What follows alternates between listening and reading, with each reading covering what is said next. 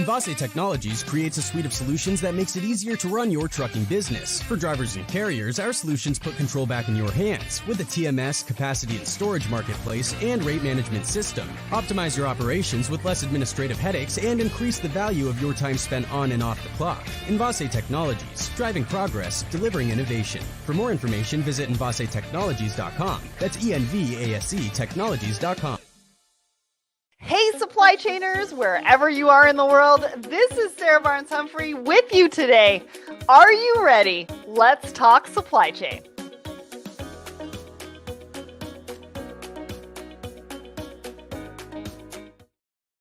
Good morning, everyone, and welcome to Thoughts and Coffee. My name is Sarah Barnes-Humphrey, and I am the founder and host of Let's Talk Supply Chain, Blended Podcast, founder of the Blended Pledge as well. And I'm still getting over this cold. So just to let you know, there could be some coughing going on, but I'm going to try to keep it to a minimum. I don't know if anybody else has had this 100-day cough. I'm hoping that it's not going to be 100 days for me. Anyways, I hope you all are having a great week. Now let's talk a little bit about what's happening at Let's Talk Supply Chain, because Audrey Ross is joining me in the hot seat today, and she's got a lot to talk about when it comes to the market update. We're going to be talking about blockchain. There are some questions around that, what you need to know about chatbots as well. And I cannot wait to get into that conversation. But let's talk about what's happening here. So we've got a brand new episode. Ryan Peterson, CEO of Flexport, gave us a sneak peek behind the curtain as to what's happening at Flexport. So he was in the hot seat. I asked him some questions about what was going on in 2023 and what we can expect in 2024 as well. So if you have not gone to take a look at this episode, it's episode 396, wherever you tune into the show, and you're definitely not going to want to miss what he is talking about. Next, we've got Supply Chain Unfiltered. Now, this is hosted by Christine Barnhart, coming out tomorrow morning at 10 a.m. Eastern. Now, if you cannot attend live, you definitely want to click the attend button, because I will send you the link so that you can watch the replay of it. And Christine brings such a magic and energy to the industry, and I cannot wait to see what she has to talk about tomorrow. So click that attend button and join us tomorrow at 10 a.m. Next, March 28th, so that's next Thursday at 2 p.m. Eastern, I'm going to be talking with Dennis, Mark, Travis, and we're going to be talking about Beyond Drayage TMS, 3 technology trends that are revolutionizing the intermodal trucking industry. Now, you're not going to want to miss this, because we are going to talk about all of the trends, what you need to know about intermodal trucking. Plus, we're going to be giving you some advice on what to think about, what to be doing for the rest of 2024. So click the attend button, join us. And if you can't join us live, I'll send you the link to that as well. Next, I wanted to show this to you because my team did a really great job of putting this together. And for Women's Month, how can we help women succeed in the supply chain world?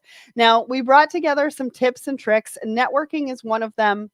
You know that we have a virtual monthly meetup for women in supply chain as a part of the Secret Society of Supply Chain. Networking is a huge part of that, bringing community together, bringing support.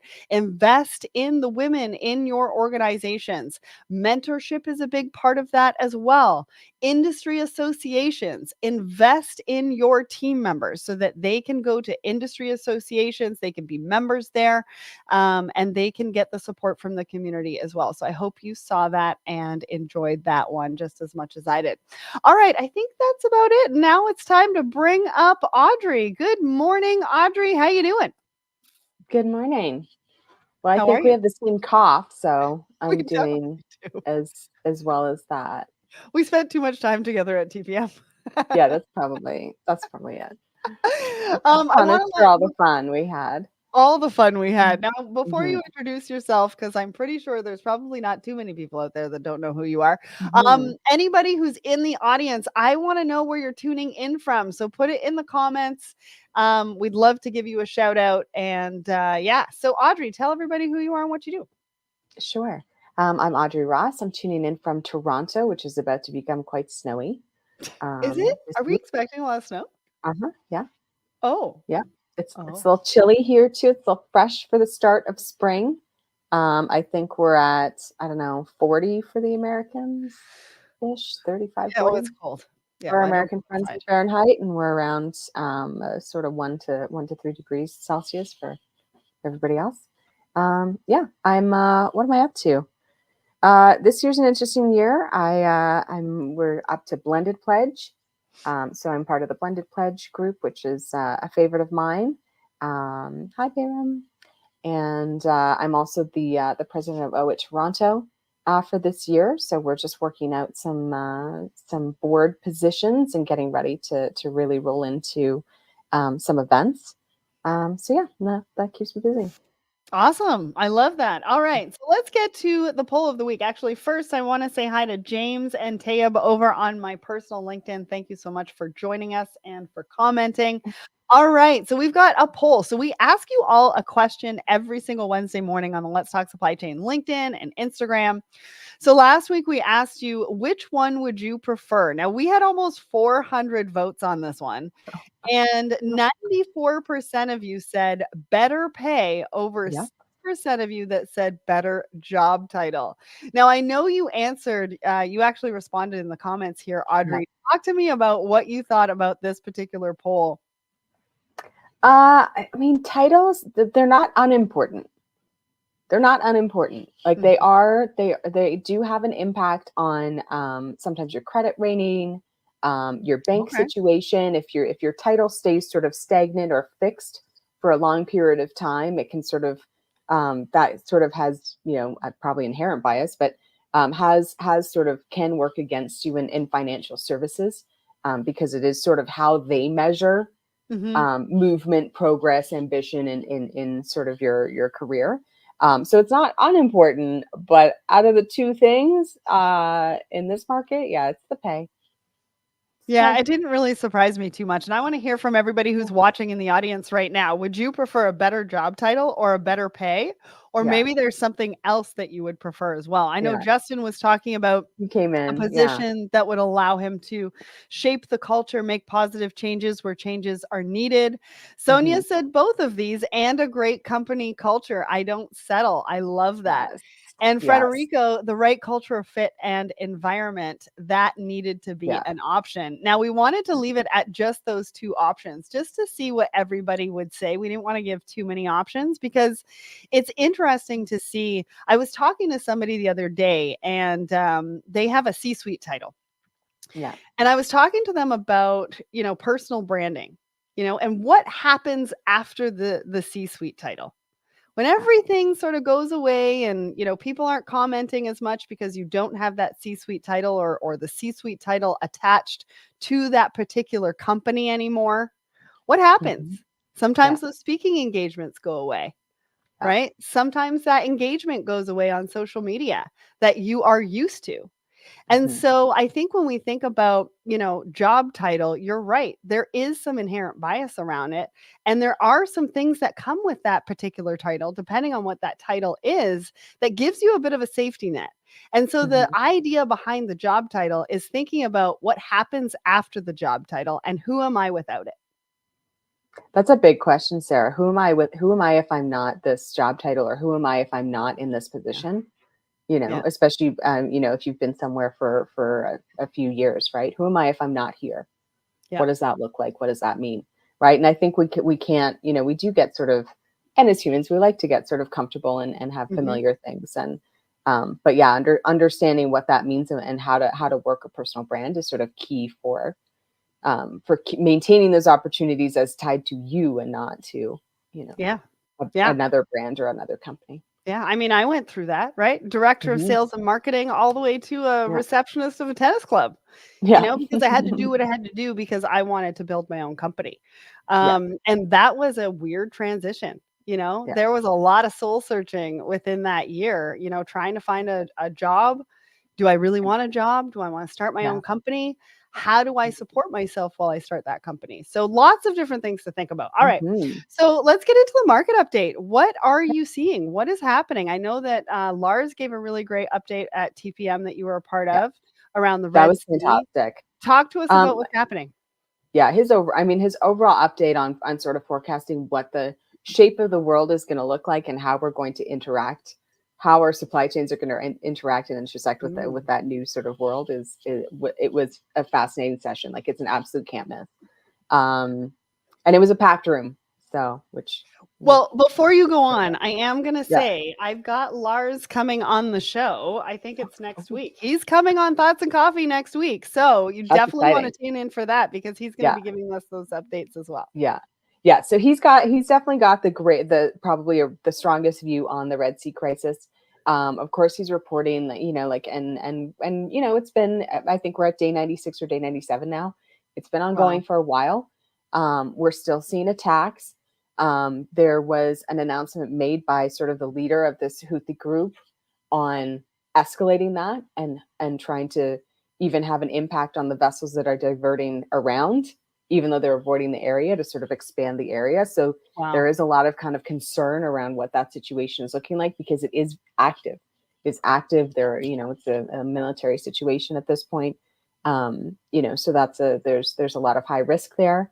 I think for most of us, now that the diversions are sort of settled, and the vessels are moving, we now have, the calendar's been updated. Your routes options are kind of published and posted. We're sort of coming out of the post Chinese New Year or Chinese New Year, Lunar New Year kind of holiday season. So we're sort of getting back into the regular, routine of business, I guess. And then we'll start heading into peak season, in June, July, August, and we're likely to see higher volumes. I mean, we had a fairly normal kind of Chinese New Year experience, kind of back to, what we had.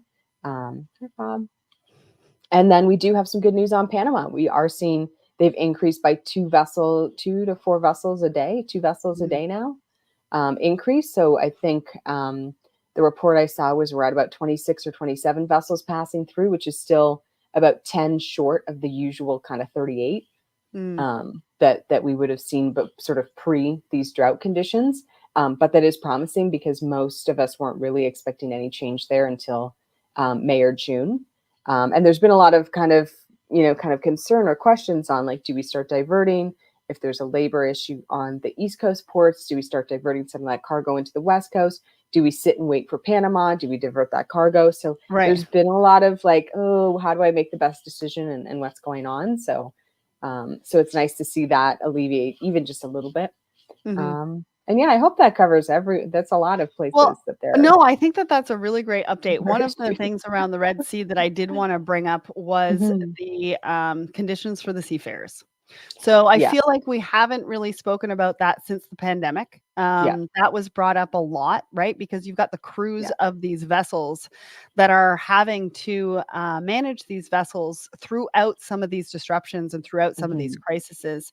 And I know that we did lose a couple of seafarers over the last month or so because of the disruption in the Red Sea. And, our heart goes out to their families, but I also want to bring and shed a light on the seafarers, their well-being, the concern for them again, because we've kind of gone quiet since the pandemic. So just wanted to put that out there.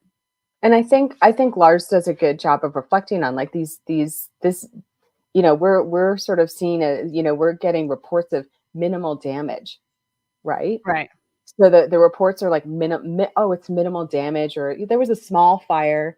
There was 1 or 2 containers affected, but really, someone had come in his comments, Jean-Francois, can't remember his last name, but he'd come in and said, like, just because it's minimal damage, I mean, your seafarers, your crew members are literally having missiles shot at them. Right. Constantly. They are constantly under a security threat. And now we've seen a couple of attacks sort of from the Somali pirate kind of area. There was a vessel that was just rescued and released after 3 months of, I think, almost 30 crew members being in captivity.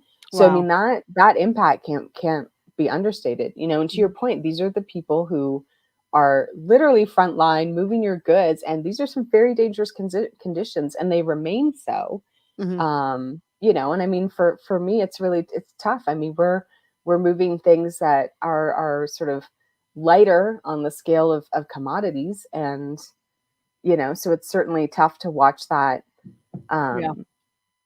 be happening. So I think as long as there are, we can probably drop them in the comments, but there are groups to support our seafarers. So if you are thinking about, offering some support or, aligning with the advocacy that it's already being made on their behalf, like definitely look into that, because and they're putting their lives on the line to move this cargo and keep these ships going. And it's not a good situation.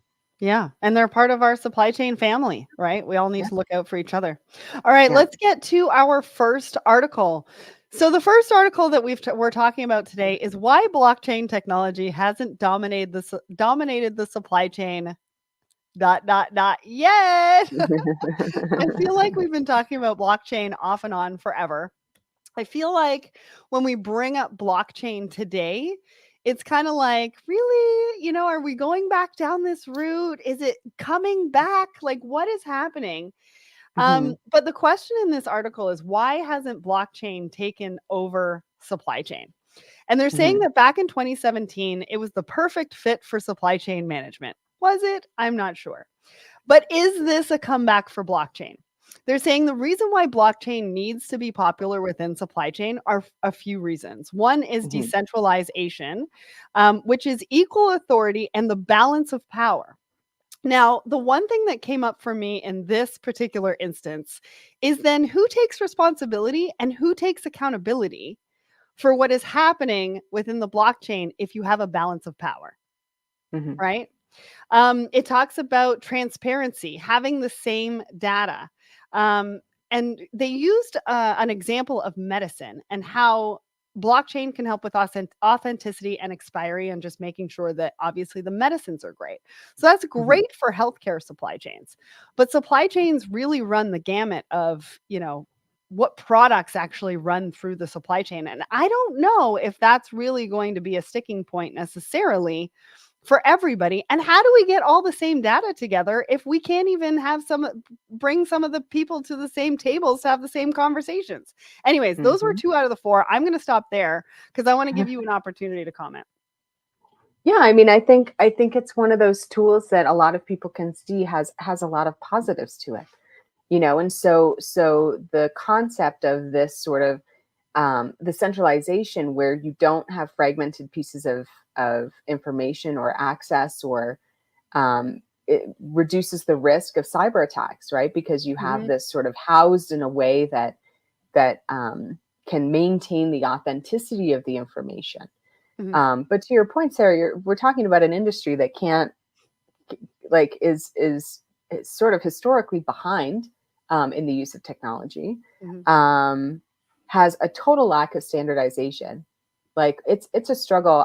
I'm going to be doing an Incoterms webinar on Thursday with the Expert Development Canada, because it's one of the hottest topics, right? It's like those 11 terms should be the most commonly used, and it's like it's still like unclear, and that was a 50-year effort to get people to use the same contract terms. So you still have people who have no idea what they are.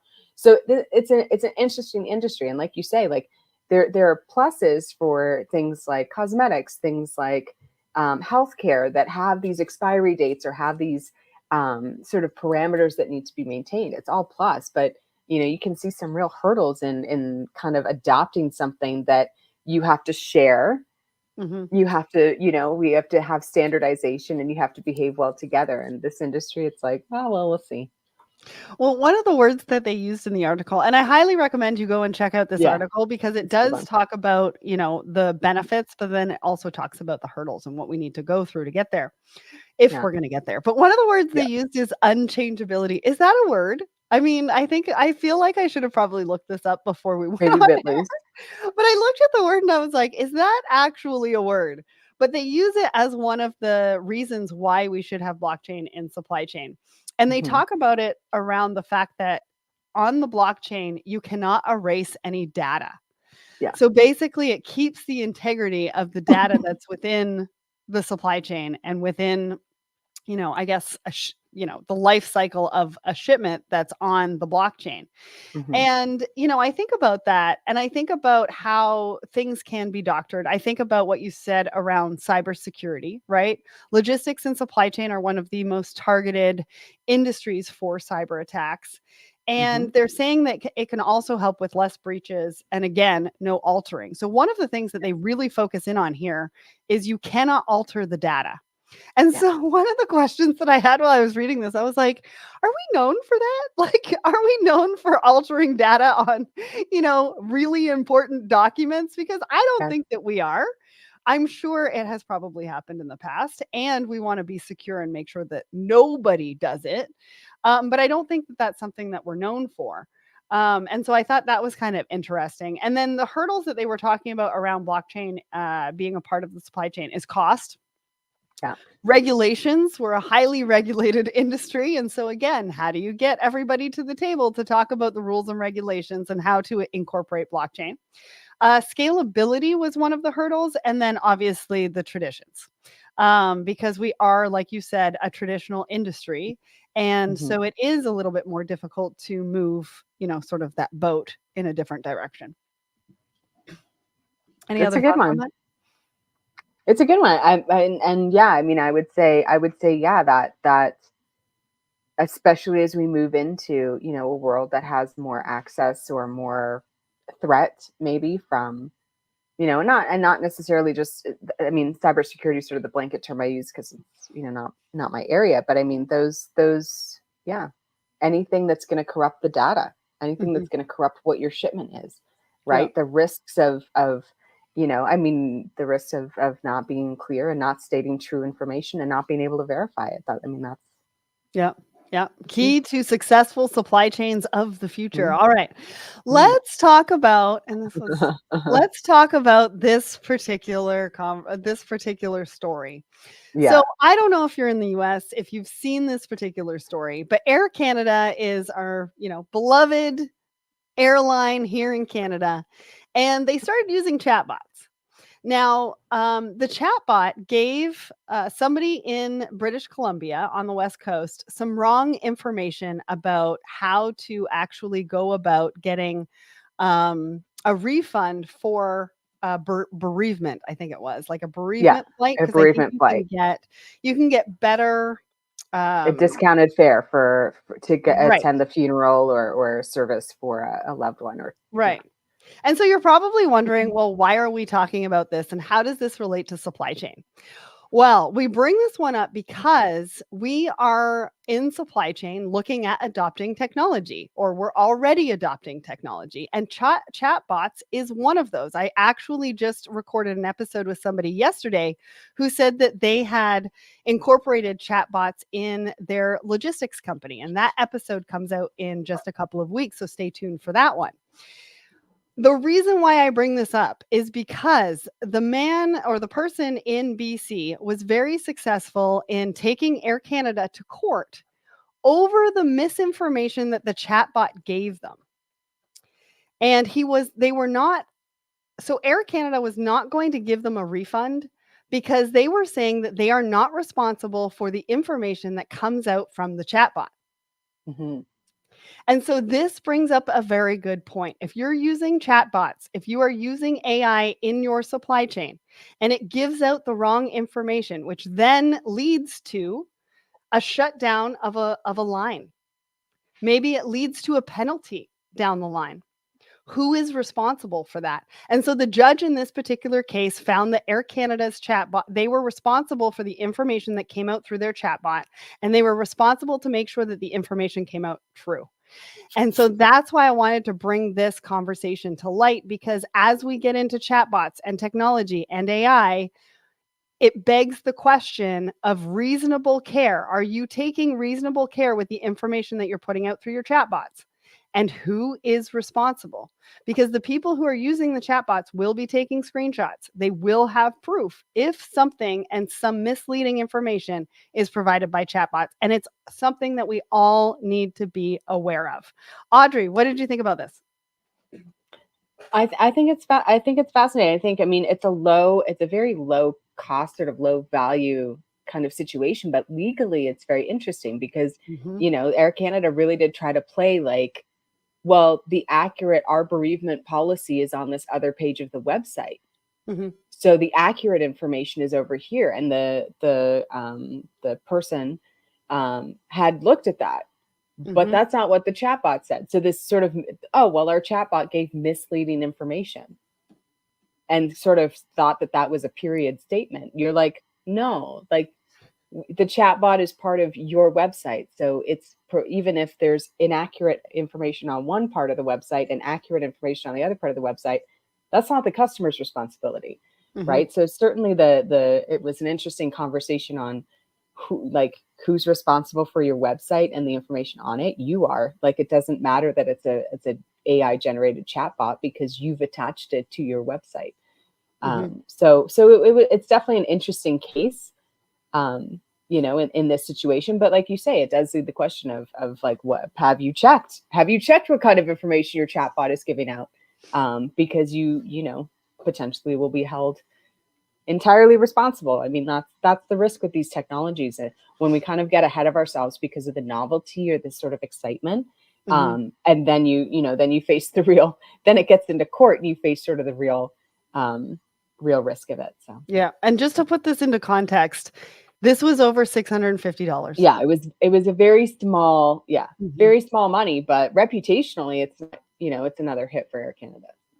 Yeah, well, and was it really worth the $650 to go through all of this? So this is the other part of it, is when somebody's coming to you and letting you know that your chatbot has given misleading information, how are you going to handle that situation when it comes up?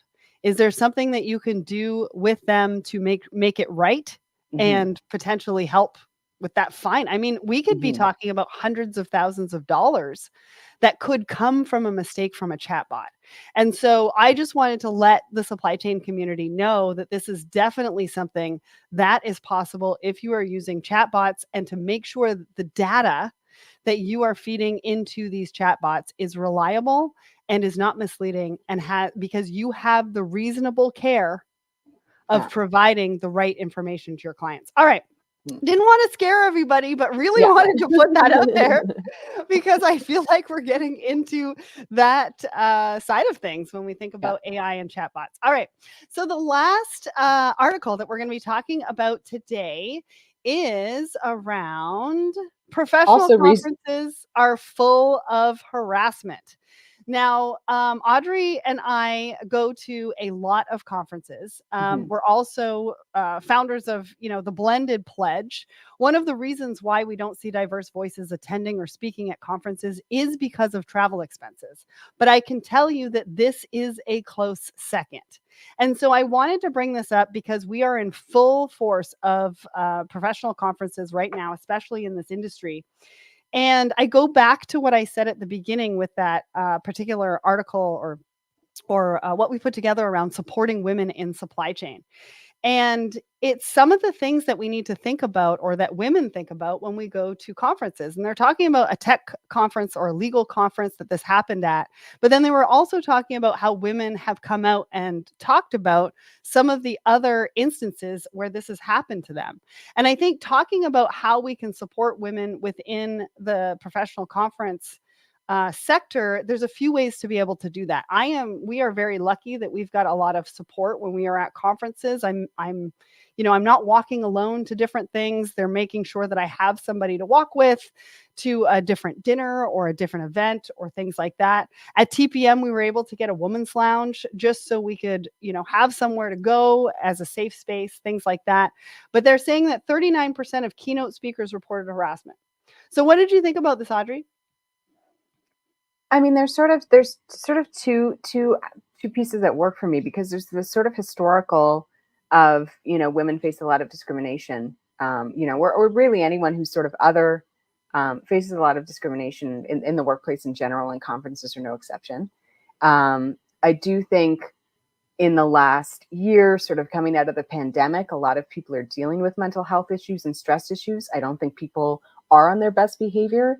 I think there can be a real lack of professionalism that people are calling out, but you still have to kind of go through it, which is interesting. So I think we do need to do some self work on all of us, just how our stress levels are and how we're reacting in situations, and what is professionalism. And it's certainly not some of the examples we saw in this article.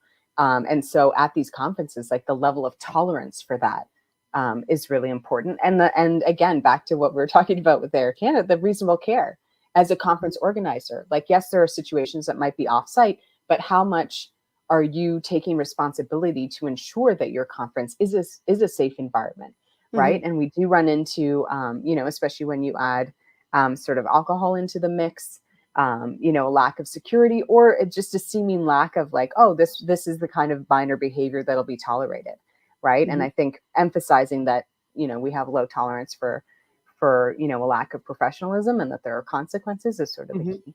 Yeah, I mean, I've been harassed in the last couple months at an industry conference as well. So it happens to the best of us in a variety of different scenarios. So look out for each other, right? Speak out to others. Others will also speak out when they see you speak out, but also look out for each other, because this is a very real thing that is happening at conferences. All right, let's let everybody know where we're going to be. So again, tomorrow we've got Supply Chain Unfiltered with Christine Barnhart. Make sure to click the attend button if you can't attend live. I've got a webinar with Supply Chain Brain and Reveal, a parcel shipping in style case study. That's happening on Thursday at 2 p.m. Eastern. Make sure to register at the link in the comments. And then next week, we're going live for Beyond Drayage TMS at 2 p.m. Eastern. Make sure to click the attend button, because even if you can't attend live, I will send you the recording. All right, we went a little bit over, but we had so much to talk about today. I hope you all enjoyed it. Thank you so much for joining us. Lars will be with me next week, so you're not going to want to miss that one. And Audrey, thank you so much for joining me today. Oh, thanks for having me. Bye, everyone.